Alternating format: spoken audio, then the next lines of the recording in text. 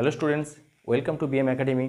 দেখো, আজকে কেমিক্যাল বন্ডিংয়ের একটা নতুন টপিক আলোচনা করব, সেটা হচ্ছে লুইস ডট স্ট্রাকচার। তাহলে প্রথমেই হেডিং করো লুইস ডট স্ট্রাকচার।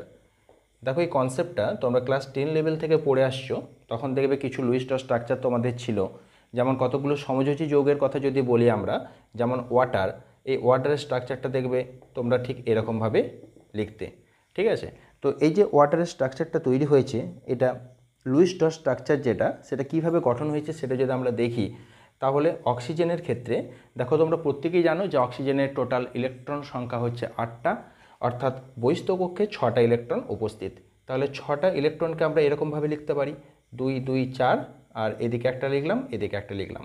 এখন এই অক্সিজেনকে যদি অক্টেট ফুলফিল করতে হয়, তাহলে এর আরও দুটো ইলেকট্রন দরকার। তাহলে 6 আর 2 8 হবে এবং অক্টেট বা অষ্টক পূর্তি লাভ করবে। তো এখানে এই যে ওয়াটার মলিকিউলটা রয়েছে, এখানে আরও দুটো হাইড্রোজেন অ্যাটম রয়েছে। তোমরা প্রত্যেকেই জানো যে হাইড্রোজেনের একটা মাত্র পরমাণু। তাহলে হাইড্রোজেনের পরমাণুটাকে আমরা এরকমভাবে লিখলাম, এবং হাইড্রোজেনের ইলেকট্রনটাকে আমরা এভাবে লিখলাম, এবং অক্সিজেনের যে ইলেকট্রনগুলো রয়েছে সেটাকে আমরা এরকমভাবে লিখলাম। এবার যদি এই দুটো ইলেকট্রন শেয়ার হয়, তাহলে হাইড্রোজেনের ক্ষেত্রে দেখো ডাবলেট বা দ্বৈত সূত্র প্রযোজ্য হয়ে যাচ্ছে। ঠিক তেমনিভাবে এই ইলেকট্রন দুটো, অর্থাৎ অক্সিজেনের এই ইলেকট্রনটা এবং হাইড্রোজেনের এই যে ইলেকট্রনটা রয়েছে, তাহলে এই ইলেকট্রন দুটো একে অপরের সাথে শেয়ারিং করবে, এবং অক্সিজেনের ক্ষেত্রে নিজস্ব 6টা ইলেকট্রন এবং দুটো হাইড্রোজেন থেকে দুটো ইলেকট্রন পাচ্ছে। তাহলে অক্সিজেনের ক্ষেত্রে হয়ে যাচ্ছে টোটাল 8টা ইলেকট্রন, অর্থাৎ অক্সিজেনের ক্ষেত্রে অষ্টক পূর্তি লাভ হচ্ছে এবং দুটো হাইড্রোজেনের ক্ষেত্রে দ্বৈত পূর্তি লাভ হচ্ছে বা দ্বৈত সূত্র লাভ করছে। তাহলে এখানে এই যে মাঝখানে অক্সিজেনটা রয়েছে, আর এই যে ইলেকট্রন এবং এই ইলেকট্রন, দুটো ইলেকট্রন মিলে কি তৈরি হবে? একটা বন্ড তৈরি হবে, এবং এখানে দুটো হাইড্রোজেন, এর দুটো ইলেকট্রন মিলে কি তৈরি হবে? একটা বন্ড তৈরি হবে, অর্থাৎ H2O মলিকিউলটা তৈরি হবে। এবার এই যে লোন পেয়ার দুটো রয়েছে, এই লোন পেয়ার দুটোকে আমরা এরকমভাবে লিখতে পারি। তো এইভাবে লুইস ডট স্ট্রাকচার লেখা যায়, যদিও এর অ্যাকচুয়াল স্ট্রাকচারটা হয় এরকম, অর্থাৎ দুটো হাইড্রোজেন একই লেভেলে বা সরল রেখায় থাকে না, কিছুটা বেঁকে থাকে, ঠিক আছে, বা বেন্ড আকারে থাকে। এই শেপটাকে বলা হয়ে থাকে ভি শেপ, যদিও সেই শেপগুলো আমরা পরের ভিডিওতে আস্তে আস্তে ডিটেলসে আলোচনা করব। এখন আপাতত জেনে রাখো, লুইস ডট স্ট্রাকচারে আমরা যেটুকু জেনে রাখবো সেটা হচ্ছে যে কেন্দ্রীয় পরমাণুর মাথায় কতগুলো লোন পেয়ার ইলেকট্রন থাকবে, বা প্রান্তীয় পরমাণুর মাথায় ইলেকট্রন থাকবে কিনা, এবং দ্বিতীয়ত যেটা জানতে হবে যে যদি কোনো পজিটিভ বা নেগেটিভ চার্জ থাকে, তাহলে কার মাথায় থাকবে সেটা আমাদেরকে জানতে হবে। বেশ, ঠিক এই টাইপের দেখবে তোমরা ক্লাস 10 লেভেলে আরও স্ট্রাকচার করেছিলে, মিথেনের স্ট্রাকচার। তোমরা প্রত্যেকেই জানো যে কার্বনের টোটাল 6টা ইলেকট্রন, অর্থাৎ বহিস্থ কক্ষপথে 4টে ইলেকট্রন। তাহলে অষ্টক পূর্তি লাভ করতে গেলে আরও 4টে ইলেকট্রন এর দরকার। সেই জন্য কী হয়, এই চারদিকে 4টে হাইড্রোজেনের সাথে বন্ড করতে পারে। তাহলে প্রত্যেকটা হাইড্রোজেনের এইভাবে দ্বৈত সূত্র বা ডাবলেট পূর্তি লাভ করবে, আর কার্বনের নিজস্ব 4টে ইলেকট্রন আর 4টে হাইড্রোজেন থেকে 4টে ইলেকট্রন, অর্থাৎ কার্বনের ক্ষেত্রেও দেখা যাবে টোটাল 8টা ইলেকট্রন হচ্ছে, অর্থাৎ কার্বনের ক্ষেত্রে আমাদের অক্টেট বা অষ্টক পূর্তি লাভ হবে। তো এরকমভাবে আমাদের লুইস ডট স্ট্রাকচারগুলো ক্লাস 10th লেভেলে তোমরা পড়েছো। এখন আমরা এগুলো সম্পর্কে ডিটেলসে আলোচনা করব, যে লুইস ডট স্ট্রাকচার গঠন করার কি নিয়মাবলী রয়েছে সেগুলো আমরা জানব, এবং আমরা দেখব বিভিন্ন যৌগের ক্ষেত্রে কীরকমভাবে লুইস ডট স্ট্রাকচার গঠন করতে হয়। তো সব থেকে প্রথমেই হেডিং করো লুইস ডট স্ট্রাকচার গঠন করার নিয়ম বা রুলসগুলো আমরা প্রথমেই পরপর জেনে নেব। তাহলে হেডিং করো রুলস। 1 নাম্বার কি রুলস রয়েছে সেটা আমরা দেখব। দেখো, যখন কোনো সমযোজী যৌগ গঠন হবে, তখন যে পরমাণুটা সংখ্যায় কম থাকবে সেটি কেন্দ্রীয় পরমাণু হিসেবে বিবেচিত হবে। তাহলে আমরা লিখতে পারি যে পরমাণুটি সংখ্যায় কম থাকবে সেটি কেন্দ্রীয় পরমাণু হিসাবে বিবেচিত হবে। তাহলে CH4 এর ক্ষেত্রে কার্বন এখানে সংখ্যায় কম আছে, হাইড্রোজেন সংখ্যায় বেশি আছে, তাই এখানে কেন্দ্রীয় পরমাণু হিসাবে আমাদের বিবেচিত হবে কার্বন, এবং প্রান্তীয় পরমাণু হিসাবে বিবেচিত হবে হাইড্রোজেন। ঠিক তেমনিভাবে H2O এর ক্ষেত্রে অক্সিজেনটা সংখ্যায় কম রয়েছে, তাই এটি হবে কেন্দ্রীয় পরমাণু এবং হাইড্রোজেনগুলো হবে প্রান্তীয় পরমাণু। 2 নম্বর পয়েন্ট হচ্ছে H এবং F কখনোই কেন্দ্রীয় পরমাণু হতে পারে না। হাইড্রোজেন এবং ফ্লোরিন কখনোই কেন্দ্রীয় পরমাণু হতে পারবে না। 3 নম্বর পয়েন্ট হচ্ছে প্রান্তীয় পরমাণু যেগুলো রয়েছে তাদের ক্ষেত্রে সর্বদাই বা অবশ্যই অষ্টক পূর্তি লাভ করতে হবে। তাহলে আমরা লিখতে পারি প্রান্তীয় পরমাণুর গুলির ক্ষেত্রে অবশ্যই অষ্টক পূর্তি লাভ করতে হবে বা অক্টেট ফুলফিল করতে হবে। 4 নম্বর পয়েন্ট আমরা বলতে পারি কেন্দ্রীয় পরমাণুগুলির ক্ষেত্রে 8 বা তার বেশি ইলেকট্রন থাকতে হবে। কেন্দ্রীয় পরমাণুগুলির ক্ষেত্রে মিনিমাম তো 8টা ইলেকট্রন থাকতেই হবে, 8 বা তার বেশি ইলেকট্রন থাকতে হবে। মিনিমাম 8টা থাকতেই হবে, তার বেশি থাকলেও অসুবিধা নেই, তাহলে এইগুলো আমাদের থাকতে হবে। বেশ, এবার 5 নাম্বার পয়েন্ট যেটা রয়েছে সেটা হচ্ছে যে আধানগুলি রয়েছে যে ধনাত্মক চার্জ সবসময় কেন্দ্রীয় পরমাণুর উপর থাকবে এবং ঋণাত্মক চার্জগুলো সবসময় প্রান্তীয় পরমাণুর উপর থাকবে। তাহলে আমরা লিখতে পারি ধনাত্মক আধান বা চার্জগুলো সর্বদা কেন্দ্রীয় পরমাণুর উপর থাকবে এবং ঋণাত্মক আধানগুলো সবসময় প্রান্তীয় পরমাণুর ওপর থাকবে। অর্থাৎ যদি কোনো পজিটিভ চার্জ থাকে তাহলে সেটা সবসময় থাকবে কেন্দ্রীয় পরমাণুর ওপর, এবং যদি কোনো নেগেটিভ চার্জ থাকে তাহলে সেটা সর্বদা থাকবে প্রান্তীয় পরমাণুর ওপর। 6 নম্বর পয়েন্ট হচ্ছে oxygen, sulphur, nitrogen, phosphorus, carbon, silicon, chlorine এরা সাধারণত কেন্দ্রীয় পরমাণু রূপে ব্যবহৃত হয়। এরা সাধারণত কেন্দ্রীয় পরমাণু রূপে ব্যবহৃত হয় এবং এদের যে সমস্ত যোজ্যতাগুলো সাধারণত দেখা যায় বা কোভ্যালেন্সি যেগুলো দেখা যায় বা সমযোজ্যতা যেগুলো দেখা যায় সেটা হচ্ছে অক্সিজেনের ক্ষেত্রে 1,2, সালফারের ক্ষেত্রে 2, 4 এবং 6, নাইট্রোজেনের ক্ষেত্রে দেখা যায় 3,4, ফসফরাসের ক্ষেত্রে দেখা যায় 3,5, কার্বনের ক্ষেত্রে দেখা যায় 4, সিলিকনের ক্ষেত্রে দেখা যায় 4 এবং ক্লোরিনের ক্ষেত্রে দেখা যায় 1, 3, 5 এবং 7। এবার এই যে কেন্দ্রীয় পরমাণুগুলোর যোজ্যতাগুলো আমরা লিখেছি সবসময় চেষ্টা করে সর্বোচ্চ সমযোজ্যতা লাভ করার। তাহলে এখানে আমরা লিখতে পারি যে কেন্দ্রীয় পরমাণুগুলো সর্বদা সর্বোচ্চ সমযোজ্যতা লাভ করার চেষ্টা করে। অর্থাৎ অক্সিজেন সবসময় 2, sulphur 6, nitrogen 4, phosphorus 5, carbon 4, silicon 4 এবং ক্লোরিন 7 সর্বদা এই যোজ্যতাগুলো লাভ করার চেষ্টা করে। ঠিক আছে, বেশ, এই হচ্ছে আমাদের রুলস। এবার আমরা দেখে নেব যে যখন আমরা কোনো লুইস ডট স্ট্রাকচার গঠন করব তখন কিভাবে করব। তো সবথেকে প্রথমেই দেখো লুইস ডট স্ট্রাকচার গঠন করার সময় আমাদের টোটাল ইলেকট্রনটাকে কাউন্ট করে নিতে হবে। কি কাউন্ট করতে হবে? টোটাল ইলেকট্রনটাকে আমাদের কাউন্ট করে নিতে হবে। টোটাল ইলেকট্রনটাকে আমরা কিউ দ্বারা প্রকাশ করব।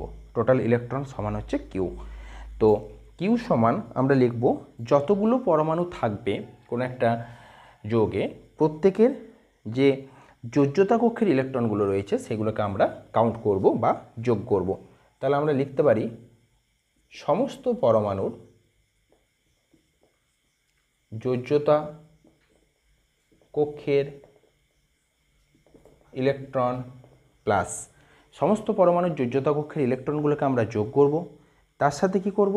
যদি কোনো ঋণাত্মক আধান থাকে মানে মাইনাস চার্জ থাকে তাহলে সেটাকে আমরা তার সাথে যোগ করে নেব, কারণ ঋণাত্মক আধান বা মাইনাস চার্জ থাকা মানে সেখানে একটা ইলেকট্রন থাকবে এবং সেই ইলেকট্রনটা এর সাথে আমাদের যোগ করতে হবে, টোটাল ইলেকট্রন কাউন্টের সাথে যোগ করতে হবে।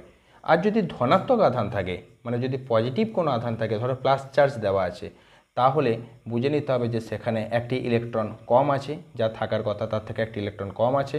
অর্থাৎ ধনাত্মক আধান থাকলে আমাদেরকে কী করতে হবে, মাইনাস করতে হবে। তাহলে নেগেটিভ আধান থাকলে আমরা সেইটাকে যোগ করে দেবো, যদি -2 থাকে 2 যোগ করব, -1 থাকলে 1 যোগ করব। আর যদি ধনাত্মক আধান থাকে, অর্থাৎ পজিটিভ কোনো আধান থাকে, তাহলে যদি +1 দেওয়া থাকে তাহলে 1 বিয়োগ করে দেবো, +2 থাকলে 2 বিয়োগ করে দেবো।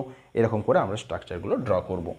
তো এক একটা করে এক্সাম্পল আমরা করব, তাহলে পুরো ব্যাপারটাই তোমাদের দেখবে ক্লিয়ার হয়ে যাবে এবং কি করে করতে হয় তোমরা প্রত্যেকেই জেনে যাবে। এবং আরেকটা জিনিস খেয়াল রাখতে হবে যে আমাদের যে লোন পেয়ার ইলেকট্রনগুলো থাকবে, সেই লোন পেয়ার ইলেকট্রনগুলোকে আমরা প্রথমে প্রান্তীয় পরমাণুগুলোর মধ্যে ভাগ করব, তারপরে আমরা কেন্দ্রীয় পরমাণুগুলোর মধ্যে ভাগ করে দেবো। যদি কোনো লোন পেয়ার ইলেকট্রন থাকা সত্ত্বেও দেখা যায় যে তার অক্টেট ফুলফিল হয়নি, তাহলে লোন পেয়ার ইলেকট্রনগুলো একটু চেঞ্জ হয়ে যাবে। লোন পেয়ার ইলেকট্রনগুলো প্রথমে তো আমাদের লোন পেয়ার ইলেকট্রন থাকছে, সেই লোন পেয়ার ইলেকট্রন ভেঙে গিয়ে ডবল বন্ড এবং ট্রিপল বন্ড সময় বিশেষে তৈরি হবে। তো আমরা উদাহরণ সাপেক্ষে দেখব যে সেই জিনিসগুলো কীরকমভাবে ঘটছে। সবথেকে প্রথমেই একটা সহজ উদাহরণ দিয়ে শুরু করি, হাইড্রোজেন এর লুইস ডট স্ট্রাকচার। তো প্রথমেই দেখো এই যে H2 আমরা লিখেছি, এর ক্ষেত্রে টোটাল ইলেকট্রন আমরা কাউন্ট করব। তো এখানে হাইড্রোজেন পরমাণুর তোমরা জানো যে একটাই ইলেকট্রন থাকে, সেটা যোজ্যতা কক্ষেও সেই একটা ইলেকট্রনই থাকবে, কারণ একটাই কক্ষপথ, সেটাই তার যোজ্যতা কক্ষপথ হিসেবে কাউন্ট হয়। তো এখানে দুটো হাইড্রোজেন পরমাণু রয়েছে, তাহলে 1 × 2 অর্থাৎ টোটাল ইলেকট্রন সংখ্যা কত বেরোলো, 2। কোনো রকম ঋণাত্মক বা ধনাত্মক আধান নেই, তাই এখানে প্লাস মাইনাসের আর কোনো ব্যাপার থাকছে না। তো কি করবে এবার, এই যে টোটাল ইলেকট্রনটা আমাদের বেরিয়েছে, টোটাল ইলেকট্রনটা কাউন্ট হয়েছে, এখান থেকে আমরা যেটা করব যে এই যে হাইড্রোজেন রয়েছে, এই হাইড্রোজেনের মধ্যে প্রথমেই একটা বন্ড তোমরা তৈরি করে নেবে, কারণ আমরা জানি যে কোনো যৌগ তৈরি করতে গেলে একটা বন্ড মিনিমাম থাকতেই হবে। তারপরে আমাদের ডবল ট্রিপল থাকতে পারে, সেটা আলাদা ব্যাপার, কিন্তু একটা বন্ড মিনিমাম থাকতেই হবে। তাহলে এরা যদি একটা বন্ড তৈরি করে, দুটো হাইড্রোজেন মিলে যদি একটা বন্ড তৈরি করে, মিনিমাম একটা বন্ড তৈরি করতেই হবে, তাহলে এর জন্য কটা ইলেকট্রন লাগবে, 2টো ইলেকট্রন লাগবে। তাহলে আমরা সহজেই বলতে পারি বন্ড পেয়ার ইলেকট্রনের সংখ্যা হবে কত, 2। B for bond, P for pair, E for electron. Bond pair ইলেকট্রনের সংখ্যা হবে 2। আচ্ছা, টোটাল ইলেকট্রন কটা ছিল, 2টো। এখান থেকে বন্ড পেয়ার ইলেকট্রন কটা বেরোলো, 2টো। তাহলে এখানে ফাঁকা কটা ইলেকট্রন পড়ে থাকবে, অর্থাৎ লোন পেয়ার ইলেকট্রন কটা পড়ে থাকবে, 0। 2 - 2 সমান হচ্ছে 0, অর্থাৎ কোনো রকম লোন পেয়ার ইলেকট্রন এখানে থাকবে না, অর্থাৎ হাইড্রোজেনের ওপরে কোনো লোন পেয়ার ইলেকট্রন এখানে থাকবে না। আরেকটা জিনিস লক্ষ্য করে দেখো যে এই হাইড্রোজেনটার ক্ষেত্রে 2টো ইলেকট্রন হয়ে গেছে, আবার এই হাইড্রোজেনের ক্ষেত্রে 2টো ইলেকট্রন হয়ে গেছে, অর্থাৎ বলতেই পারি যে এদের ক্ষেত্রে দ্বৈত সূত্র বা ডাবলেট পূর্ণ হয়েছে এবং এর স্ট্রাকচারটা আমাদের পুরোপুরিভাবে ঠিকঠাক আছে। তো হাইড্রোজেনের ক্ষেত্রে লুইস ডট স্ট্রাকচার হচ্ছে শুধুমাত্র এইটুকুই। এবার হচ্ছে যদি আমরা অক্সিজেনের কথা ভাবি, 2 নাম্বার O2 অক্সিজেনের কথা যদি ভাবি, তাহলে টোটাল ইলেকট্রন বা কিউ এর মান যখন আমরা বের করব, অর্থাৎ টোটাল ভ্যালেন্স ইলেকট্রন অ্যাকচুয়ালি, তখন দেখো অক্সিজেনের টোটাল 8টা ইলেকট্রন কীভাবে থাকে, 2,6। তাহলে ভ্যালেন্স ইলেকট্রন কটা, 6টা। কটা অক্সিজেন পরমাণু আছে, 2টো। তাহলে আমরা লিখতে পারি 6 × 2 সমান টোটাল ইলেকট্রন সংখ্যা হচ্ছে কত, 12। এখান থেকে অক্সিজেনের সাথে অক্সিজেন একটা সিঙ্গেল বন্ড প্রথমেই তৈরি করে ফেলতে হবে। তাহলে এই যে বন্ডটা তৈরি হলো, এই বন্ডটার জন্য আমাদের ইলেকট্রন লাগবে কটা, 2টো। তাহলে বন্ড পেয়ার ইলেকট্রন কটা, 2টো। আগেরটা তো দেখো বন্ড পেয়ার ইলেকট্রন কটা ছিল, 2টো। এবার লোন পেয়ার ইলেকট্রন কটা পড়ে রইল, 12 - 2 সমান কত, 10। তো এই যে 10টা লোন পেয়ার ইলেকট্রন পড়ে রইল, আমাদের কাজ হবে যে প্রান্তীয় পরমাণুগুলো রয়েছে তাদের মধ্যে ডিভাইড করে দেওয়া। তাহলে 10কে 2 ভাগে ভাগ করলে দেখো হয় 5, তাহলে এখানে 5, এখানে 5। কিন্তু এরকম বিজোড় সংখ্যাতে তো আর ভাগ করা যায় না, তাই কোনোটাতে আমাদেরকে দিতে হবে 6টা ইলেকট্রন, আরেকটাতে দিতে হবে আমাদের 4টে ইলেকট্রন। তাহলে একটাতে দিলাম 6টা, একটাতে দিলাম 4টে। তোমরা এটাতে 4টে, এটাতে 6টাও দিতে পারতে, ব্যাপারটা একই ব্যাপার। তো এই যে 6টা আর 4টেতে আমরা এই 10টা ইলেকট্রনকে ভাগ করে দিলাম লোন পেয়ার ইলেকট্রনগুলোকে, তার ফলে দেখো এই অক্সিজেনটার ক্ষেত্রে যখন আমরা দেখব, তখন 1 2 3 4 5 6 6টা লোন পেয়ার ইলেকট্রন, 7 8 2টো বন্ড পেয়ার ইলেকট্রন, অর্থাৎ এই অক্সিজেনটার টোটাল ইলেকট্রন সংখ্যা হয়ে গেল কটা, 8টা। অর্থাৎ এর কিন্তু অক্টেট ফুলফিল হয়ে গেল। কিন্তু এই অক্সিজেনটার সাপেক্ষে যদি আমরা দেখি, তাহলে দেখো 1 2 3 4 4টে লোন পেয়ার ইলেকট্রন আর 2টো বন্ড পেয়ার ইলেকট্রন, এর কিন্তু অক্টেট ফুলফিল বা অষ্টক পূর্তি লাভ হচ্ছে না। এর কিন্তু 4 আর 2 টোটাল কটা ইলেকট্রন হচ্ছে, 6টা ইলেকট্রন হচ্ছে। তখন আমাদের কি হবে, এই একটা লোন পেয়ার, যেদিকে লোন পেয়ারের সংখ্যা বেশি আছে, এই একটা লোন পেয়ার অর্থাৎ দুটো ইলেকট্রন আমাদের কি হবে, ভেঙে যাবে, ভেঙে গিয়ে এখানে একটা বন্ড তৈরি করে ফেলবে। ঠিক আছে, দেখো এই জিনিসটা বলেছিলাম যে সময় বিশেষে লোন পেয়ারগুলো ভেঙে যেয়ে ডবল বন্ড এবং যদি দরকার হলে ট্রিপল বন্ড তৈরি করে। তাহলে এখানে কি হলো, এই লোন পেয়ারটা ভেঙে গিয়ে একটা বন্ড তৈরি করলো, ফলে অক্সিজেনের সাথে অক্সিজেন আমাদের তৈরি হলো ডবল বন্ড। এবার দেখো কত সুন্দর ব্যাপারটা হচ্ছে, এই অক্সিজেনের সাপেক্ষে যদি দেখি 1 2 3 4 5 6 7 8 অর্থাৎ 4টে লোন পেয়ার ইলেকট্রন, 4টে bond pair electron, octet fulfil হয়ে গেল। এই অক্সিজেনের সাপেক্ষে যদি দেখি 1 2 3 4 5 6 7 8 অর্থাৎ 4টে লোন পেয়ার, 4টে বন্ড পেয়ার এবং এই অক্সিজেনের সাপেক্ষেও আমাদের অক্টেট ফুলফিল হয়ে গেল। তাহলে দুটো ক্ষেত্রেই অষ্টকপূর্তি হলো, লোন পেয়ার ইলেকট্রনগুলো আমাদের এরকমভাবে থেকে গেল এবং আমাদের লুইস ডট স্ট্রাকচারটা কমপ্লিট হলো। তো এই হচ্ছে আমাদের রুলস। 3 নম্বর উদাহরণ যদি আমরা দেখি H3O+, এটি মনে করে দেওয়া আছে। তাহলে আমাদের প্রথম কাজ হবে কিউটা বের করে নেওয়া। এখানে আমাদেরকে দেখতে হবে যে টোটাল ইলেকট্রন কটা। এখানে দেখে বুঝতে পারছো অক্সিজেনটা সেন্ট্রাল অ্যাটম এবং হাইড্রোজেনগুলো হচ্ছে প্রান্তীয় পরমাণু। তো এখানে যেটা করতে হবে, অক্সিজেনের ক্ষেত্রে হচ্ছে আমাদের টোটাল 6টা ইলেকট্রন, 3টে হাইড্রোজেনের জন্য 3টে ইলেকট্রন প্লাস দেওয়া আছে, মানে ধনাত্মক আধান দেওয়া আছে, অর্থাৎ একটা ইলেকট্রন কমাতে হবে, মানে একটা ইলেকট্রন মাইনাস করতে হবে, এখান থেকে বাদ দিতে হবে। তাহলে এখানে টোটাল ইলেকট্রন সংখ্যা কত হয়ে যাবে, 8। এবার অক্সিজেন, 3 দিকে 3টে হাইড্রোজেন থাকবে, এই 3টে বন্ড তোমাদেরকে আগেই করে ফেলতে হবে, তারপরে অন্য কথা। তাহলে 3টে বন্ড তৈরি করার জন্য এখানে টোটাল ইলেকট্রন লাগবে 3 দুগুণে 6টা, অর্থাৎ বন্ড পেয়ার ইলেকট্রন বলতেই পারি আমরা কত হবে, 6। তাহলে পড়ে থাকলো লোন পেয়ার ইলেকট্রন কত, 8 - 6 = 2। এই দুটো লোন পেয়ার ইলেকট্রন পড়ে থাকলো। এবার এই দুটো লোন পেয়ার ইলেকট্রন বসবে কোথায়, সব থেকে প্রথমে তোমাদেরকে দেখতে হবে প্রান্তীয় পরমাণুগুলোতে বসবে কিনা। যদি না বসে তাহলে কেন্দ্রীয় পরমাণুতে বসাতে হবে। দেখো এবার এই যে হাইড্রোজেনটা রয়েছে, এর দেখো এই একটা ইলেকট্রন, এই একটা ইলেকট্রন, এর কিন্তু দ্বৈত সূত্র পূর্ণ হয়ে গেছে। এই হাইড্রোজেনটারও তাই, এই হাইড্রোজেনেরও তাই। তাহলে এই হাইড্রোজেনে কিন্তু এই ইলেকট্রন আর বসবে না। তাহলে ইলেকট্রনগুলোকে বসাবো কোথায়? অক্সিজেনের ক্ষেত্রে দেখো 1 2 3 4 5 6, অর্থাৎ এর কিন্তু আরও দুটো ইলেকট্রন লাগবে অষ্টক পূর্তি লাভ করার জন্য। তাহলে সহজেই বলতে পারো যে এই অক্সিজেনের মাথায় কি হবে, লোন পেয়ার ইলেকট্রনগুলো সহজেই আমাদের বসে যাবে। বেশ, এবার প্লাস চার্জটা কোথায় বসবে? জেনারেলি আমরা প্রত্যেকেই জানি যে কেন্দ্রীয় পরমাণুর মাথায় প্লাস চার্জ বসে, তাহলে অক্সিজেনের মাথাতে আমাদের এখানে প্লাস চার্জটি বসে যাবে। ক্লিয়ার হয়েছে ব্যাপারটা? বেশ, এই হচ্ছে H3O+-এর লুইস ডট স্ট্রাকচার। এবার আমরা দেখে নেব NH4+ ক্ষেত্রে লুইস ডট স্ট্রাকচার কেমন হবে। তাহলে এই নোটটা তোমরা পরপর স্টেপ বাই স্টেপ বানিয়ে নাও, ঠিক আছে? আশা করি বুঝতে পারছো। বেশ, 4 নম্বর হচ্ছে NH4+, ammonium ion NH4+। Q বের করতে হবে। নাইট্রোজেনের ক্ষেত্রে টোটাল ইলেকট্রন হচ্ছে 7টা, তাহলে 2, 5 অর্থাৎ বহিস্থ কক্ষে 5টে ইলেকট্রন, 4টে হাইড্রোজেনের জন্য 4 × 1 মানে 4, প্লাস আছে মানে 1 কমিয়ে দিলাম, টোটাল ইলেকট্রন বেরিয়ে গেল 8টা। এখানে আমাদের নাইট্রোজেন রয়েছে, চারদিকে 4টে হাইড্রোজেন বসিয়ে ফেলতে হবে আগে, তারপরে অন্য কাজ, অর্থাৎ বন্ড পেয়ার ইলেকট্রন আমাদের হয়ে গেল 4টে বন্ডের জন্য 4 দুগুণে 8। তাহলে এখানে আর কোনো লোন পেয়ার ইলেকট্রন পড়ে থাকলো না। ঠিক আছে, কোনো অসুবিধা নেই। আমরা দেখতেই পাচ্ছি হাইড্রোজেনগুলোর ক্ষেত্রে সব ডাবলেট ফুলফিল হয়ে গেছে বা দ্বৈত সূত্র পূর্তি লাভ করেছে। নাইট্রোজেনের ক্ষেত্রে দেখতে পাচ্ছি 4টে বন্ড আছে, তাহলে 4 দুগুণে 8টা ইলেকট্রন বা অষ্টক পূর্তি লাভ করেছে।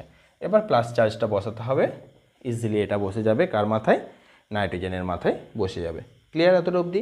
বেশ, এবার হচ্ছে আমরা নেক্সট স্ট্রাকচারে চলে আসবো, সেটা হচ্ছে NO3-। আচ্ছা, ভিডিওটা পজ করে করে তোমরা নোটটা বানিয়ে নেবে, তাহলে লিখতে সুবিধা হবে। এবার নেক্সট উদাহরণ হচ্ছে আমাদের NO3-, অর্থাৎ 5 নম্বর উদাহরণ হচ্ছে NO3-। সব থেকে প্রথম কাজ, নাইট্রোজেনের জন্য কটা ইলেকট্রন, 5টা। বেশ, এবার আছে আমাদের অক্সিজেনের জন্য কটা ইলেকট্রন সেটা কাউন্ট করতে হবে। অক্সিজেনের বহিস্থ কক্ষপথে 6টা ইলেকট্রন, তাহলে 3 6 কত হবে, 18। আচ্ছা, মাইনাস আছে তার জন্য আরেকটা বেশি হবে, তাহলে এখানে টোটাল ইলেকট্রন হয়ে গেল কত, 24। নাইট্রোজেনের 5, অক্সিজেনের 3 6 18 প্লাস 1, মাইনাসের জন্য +1, সব এগুলো বহিস্থ কক্ষপথের ইলেকট্রন। এবার NO3- আছে, তাহলে আমাদের প্রথম কাজ হবে 3টে বন্ড করে ফেলা। 3টে বন্ড করার জন্য বন্ড পেয়ার ইলেকট্রন খরচ হবে 3 দুগুণে কত, 6। লোন পেয়ার ইলেকট্রন কত পড়ে রইল, 18, 24 - 6 = 18। তাহলে এই 18টা ইলেকট্রন সব থেকে প্রথমেই আমাদেরকে প্রান্তীয় পরমাণুগুলোর মধ্যে ভাগ করে দিতে হবে। তাহলে এই অক্সিজেনে 6টা, এই অক্সিজেনে 6টা, এই অক্সিজেনে 6টা। তাহলে কি হলো আমাদের এটা অক্সিজেনগুলো 6 প্লাস এখানকার দুটো বন্ড পেয়ার ইলেকট্রন 8, এই অক্সিজেনটারও 8, এই অক্সিজেনটারও 8। তাহলে প্রত্যেকের ক্ষেত্রেই আমাদের অক্টেট ফুলফিল হলো বা অষ্টক পূর্তি লাভ করলো। কিন্তু সমস্যা হচ্ছে এখানে নাইট্রোজেনের ক্ষেত্রে দেখো 3 দুগুণে 6টা ইলেকট্রন হয়ে গেছে, একটা দুটো তিনটে বন্ড অর্থাৎ 3 দুগুণে 6টা ইলেকট্রন। তাহলে নাইট্রোজেনের অক্টেট পূর্তিটা হলো না বা অষ্টক পূর্তি হলো না। নাইট্রোজেনের অষ্টক পূর্তি করার জন্য সেই একই নিয়ম, যে কোনো একটা লোন পেয়ার ভেঙে যেয়ে কি তৈরি করবে, ডবল বন্ড তৈরি করবে। তাহলে যে কোনো একটা অক্সিজেন, তিনটেই তো সমতুল্য আছে, যে কোনো একটা অক্সিজেন থেকে দুটো ইলেকট্রনকে তুলে নিয়ে আমরা বন্ড বানিয়ে ফেললাম। ফলে কি হলো 2 3 4 নাইট্রোজেনের অষ্টক পূর্তি লাভ করলো। এই অক্সিজেনের ক্ষেত্রে 1 2 3 4 5 6 7 8 এরও অষ্টক পূর্তি লাভ করলো। আর এরা তো আগে থেকে অক্টেট ফুলফিল হয়েই ছিল বা অষ্টক পূর্তি লাভ করেই ছিল, কোনো রকম সমস্যার কিছু নেই। এখন ব্যাপার হচ্ছে এই যে মাইনাস চার্জটা রয়েছে, এই মাইনাস চার্জটা আমরা কার মাথায় বসাবো? কেন্দ্রীয় পরমাণু হলে তো মাথাতে প্লাস বসিয়ে দিতাম, কোনো অসুবিধা ছিল না, কিন্তু আমরা জানি নেগেটিভ চার্জগুলো প্রান্তীয় পরমাণুর মাথায় বসাতে হয়। তাহলে এখানে 3খানা অক্সিজেন রয়েছে, তাহলে এখানে বসবে নাকি এখানে বসবে নাকি এখানে বসবে সেটা আমাদেরকে জানতে হবে। এটা জানার জন্য আমাদের নতুন একটা টার্ম শিখতে হবে বা একটা ফর্মুলা শিখতে হবে, সেটা হচ্ছে ফর্মাল চার্জ নির্ণয়। ফর্মাল চার্জ নির্ণয় আমাদেরকে শিখতে হবে। তো ফর্মাল চার্জ নির্ণয় করার জন্য পার্টিকুলার যখন কোনো একটা পরমাণুর ওপরে চার্জ কত হবে, প্লাস হবে নাকি মাইনাস হবে নাকি জিরো হবে, সেটা বের করার জন্য আমাদের ফর্মাল চার্জের একটা সূত্র রয়েছে। সেই পার্টিকুলার পরমাণুটার যে ভ্যালেন্স ইলেকট্রন রয়েছে, সেই ভ্যালেন্স ইলেকট্রনগুলোকে আমাদেরকে কাউন্ট করতে হবে। সেখান থেকে লোন পেয়ার ইলেকট্রন যটা রয়েছে সেটাকে মাইনাস করতে হবে। সেখান থেকে বন্ড পেয়ার ইলেকট্রন যটা রয়েছে বাই 2 করে দিয়ে সেখান থেকে মাইনাস করতে হবে। এই হচ্ছে আমাদের সূত্র। তাহলে প্রথমেই যদি আমরা এই প্রত্যেকটা অক্সিজেনের ফর্মাল চার্জ বের করি, তাহলে কিভাবে বের করব দেখো। আচ্ছা, আমরা এই অক্সিজেনটাকে 1 নাম্বার ধরে নিচ্ছি, এটাকে 2 নাম্বার ধরে নিচ্ছি, এটাকে 3 নাম্বার ধরে নিচ্ছি। তাহলে O1 এর ক্ষেত্রে আমরা ফর্মাল চার্জ বের করব। তাহলে ফর্মাল চার্জ অফ O কি হবে? ভ্যালেন্স ইলেকট্রনস, ভ্যালেন্স ইলেকট্রন অক্সিজেনের ক্ষেত্রে কটা? 6টা, টোটাল 8টা ইলেকট্রন, তাহলে ভেতরের কক্ষে 2টো, বাইরের কক্ষপথে 6টা, এটা তোমরা প্রত্যেকেই জানো। মাইনাস লোন পেয়ার ইলেকট্রন, দেখো 1 2 3 4 5 6 কটা ইলেকট্রন আছে? 6টা। বন্ড পেয়ার ইলেকট্রন কটা আছে? দেখো এখানে একটা বন্ড হয়েছে, তাহলে 2টো ইলেকট্রন আছে, বাই 2। তাহলে এখানে যে ফর্মাল চার্জটা আসবে এর মাথার ওপরে, দেখো 6 থেকে 6 বিয়োগ হলো -2/2 সমান কত? -1। তাহলে এর মাথাতে ফর্মাল চার্জ হবে কত? -1। ক্লিয়ার? ঠিক তেমনিভাবে O2 এর ক্ষেত্রেও সেম হবে, দেখেই বুঝতে পারছো দুটো একই রকম ইকুইভ্যালেন্ট আছে। তাহলে এখানেও 6 মাইনাস 6টা lone pair electron, minus bond pair electron কটা? 2/2 সমান -1। সমস্যাটা হচ্ছে এখানেই যে আমাদের এখানে এরও -1 হয়ে গেল, এরও -1 হয়ে গেল, তাহলে আলটিমেট -2 হয়ে গেল, কিন্তু এখানে আছে কত আমাদের? -1। তাহলে আমাদের দেখতে হবে যে বাকিগুলোর ক্ষেত্রে কি ঘটনা হয়ে আছে। এবার আমরা O3-তে চলে আসবো। O3-র ক্ষেত্রে দেখো ভ্যালেন্স ইলেকট্রন তো 6টাই হবে, এখানে কোনো চেঞ্জ নেই। লোন পেয়ার ইলেকট্রন কটা আছে? 1 2 3 4, তাহলে -4 বাই বন্ড পেয়ার ইলেকট্রন কটা? দেখো দুটো বন্ড আছে, তাহলে দুটো বন্ডের জন্য 4টে ইলেকট্রন, বাই এখানে 2 দিয়ে ভাগ করতে হয়। তাহলে 6 থেকে 4 বাদ দিলে 2, 2 থেকে আবার এটা 2 বাদ দিলে কত? 0। তাহলে এর মাথার চার্জ কত হয়ে গেল? 0। অর্থাৎ এই অক্সিজেনের মাথাতে কোনো চার্জ থাকছে না, 0 চার্জ হয়ে যাচ্ছে। তাহলে এখন আমাদের দুটো মাইনাস হয়ে আছে, আমাদের আনতে হবে একটা মাইনাস। দেখি তাহলে আমাদের নাইট্রোজেনের মাথাতে প্লাস চার্জ আসে যে কিনা। ঠিক আছে, হিসেব মতো তো আসতে হবে, তা না হলে তো আমাদের হবে না জিনিসটা। NO3 মাইনাস পাবো না, NO3 2 মাইনাস পেয়ে যাব। আচ্ছা, নাইট্রোজেনের ক্ষেত্রে দেখো 5 মাইনাস, কোনো রকম লোন পেয়ার ইলেকট্রন এখানে নেই, মাইনাস কত? 0। বেশ, বন্ড পেয়ার কটা আছে? 1 2 3, 3টে বন্ড পেয়ার, তাহলে 3টে বন্ড পেয়ারের জন্য 3 দুগুণে 6টা ইলেকট্রন, বাই কত? 2। ক্লিয়ার এতটা অবধি? বেশ, তাহলে নাইট্রোজেনের ক্ষেত্রে, সরি এখানে একটা ভুল হয়ে গেল, এখানে দেখো নাইট্রোজেনের ক্ষেত্রে 1টা 2টো 3টে 4টে বন্ড পেয়ার আছে, মানে 4টে বন্ড তৈরি হয়েছে। তাহলে 4টের জন্য 4 দুগুণে 8টা ইলেকট্রন হবে, 4 দুগুণে 8টা ইলেকট্রন হবে। বন্ড পেয়ার ইলেকট্রনের সংখ্যা কত হবে? 8 বাই 2 এখানে আমাদের সূত্র অনুযায়ী। তাহলে 5 মাইনাস কত, এটা 4, দেখো এখানে চলে এলো কত +1, অর্থাৎ কেন্দ্রীয় পরমাণুর মাথাতে এলো +1 চার্জ, প্রান্তীয় পরমাণু দুটোর মাথাতে এলো -1 চার্জ এবং একটা প্রান্তীয় পরমাণুর মাথায় এলো 0 চার্জ। অর্থাৎ আমরা খুব সহজেই বলতে পারলাম যে NO3- এর লুইস ডট স্ট্রাকচারটা কেমন হবে বা কিভাবে করতে হবে সেটা আমরা ইজিলি বলতে পারলাম। এখন ব্যাপার হচ্ছে যে তোমরা একটা জিনিস খেয়াল রাখবে যে যদি MCQ কোশ্চেন আসে, কেন্দ্রীয় পরমাণুর মাথায় প্লাস চার্জ যদি থাকে বা বাকি অপশানগুলোতে যদি না থাকে, তাহলে যেটাতে প্লাস চার্জ থাকবে কেন্দ্রীয় পরমাণুতে সেটাতে রাইট অপশান দেবে। আরেকটা জিনিস খেয়াল রাখবে, যদি অক্সিজেন সিঙ্গেল বন্ড করে থাকে তাহলে তার মাথায় -1 চার্জ হবে, আর অক্সিজেন যদি নাইট্রোজেনের সাথে ডবল বন্ড করে থাকে তাহলে তার মাথাতে যে চার্জটা হবে সেটা হচ্ছে 0। আচ্ছা, নেক্সট এবার যে লুইস ডট স্ট্রাকচারটা আমরা দেখব 6 নম্বর লুইস ডট স্ট্রাকচার, সেটা হচ্ছে NO2-। তাহলে তোমরা প্রত্যেকেই লেখো NO2-। সেম ব্যাপার, এখানেও টোটাল ইলেকট্রন কাউন্ট করতে হবে। নাইট্রোজেনের জন্য কত 5, অক্সিজেনের জন্য 6 দুগুণে 12, মাইনাস চার্জ আছে 1 যোগ হবে, টোটাল কত হলো 18। এবার নাইট্রোজেনের দুপাশে দুটো অক্সিজেনকে প্রথমেই আমরা বসিয়ে নেব, তারপরে বাকি অন্য কাজ। তাহলে দুটো বসানোর জন্য এখানে বন্ড পেয়ার ইলেকট্রন কটা হবে, দুটো বন্ড আছে, তাহলে বন্ড পেয়ার ইলেকট্রনের সংখ্যা হবে কত 4। লোন পেয়ার ইলেকট্রন কত পড়ে থাকলো 18 - 4 সমান কত 14। বেশ, এবার কি করতে হবে, এই যে নাইট্রোজেনের চারিদিকে দুটো অক্সিজেন রয়েছে, এই লোন পেয়ার ইলেকট্রনগুলো প্রথমে তাদের মধ্যে ভাগ করে দিতে হবে। তাহলে এখানে 6টা দিলাম, এখানে 6টা দিলাম, এখানে ম্যাক্সিমাম 6টাই বসতে পারে, কারণ 6 আর 2 দেখো 8 অক্টেট ফুলফিল হয়ে গেছে, এরও 6 আর 2 এখানে 8 অক্টেট ফুলফিল হয়ে গেছে। 6 6 12 হলে আর দুটো পড়ে রইলো। দেখো এখানে নাইট্রোজেনের মাত্র 4টে ইলেকট্রন রয়েছে, দুটো বন্ড পেয়ার মানে 4টে ইলেকট্রন। তাহলে এখানে আমরা প্রাথমিকভাবে দুটো লোন পেয়ার ইলেকট্রনকে বসালাম। তাহলে নাইট্রোজেনের ক্ষেত্রে টোটাল 6টা ইলেকট্রন হলো, অক্সিজেনগুলোর ক্ষেত্রে কিন্তু আমাদের অক্টেট ফুলফিল হয়ে গেছে। তাহলে নাইট্রোজেনের অক্টেট করতে গেলে দেখো 1 2 3 4 5 6 আর দুটো ইলেকট্রন লাগবে। তাহলে এখানেও সেম কেস, একটা লোন পেয়ার ভেঙে গিয়ে ডবল বন্ড তৈরি করবে, তাহলে এখানে এই লোন পেয়ারটা উঠে গিয়ে আমাদের ডবল বন্ড তৈরি করলো।